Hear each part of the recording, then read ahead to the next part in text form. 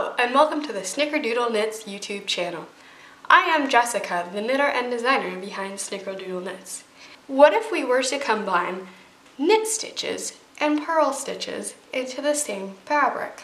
Let me go ahead and knit this row, and then we'll purl the next row and see what happens.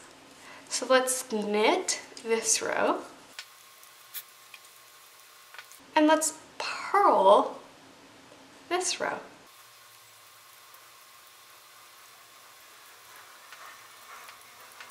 Can you see that? We're starting to create this indented fabric. You will notice on the back that those rows are all what we refer to as purl bump rows. If I continue to work a few more rows, I'll talk a little more about it.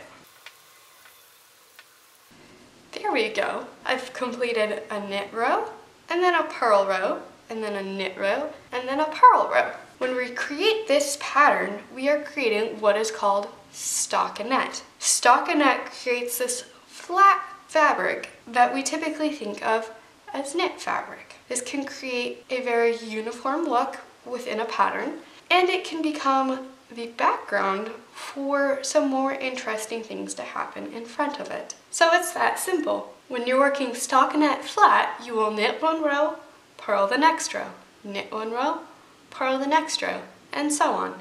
If you're working in the round, stockinette is just knitting every single row. For this reason, it can be a very meditative stitch pattern to work, and a lot of people love to just knit and knit and knit forever in the round. There you go. Now you know the difference between stockinette and garter. This is the garter section. There are a lot of rows that are very well defined. This is the stockinette section. It creates a very flat fabric instead. I hope you enjoyed this video and that you feel confident in knowing how to work stockinette.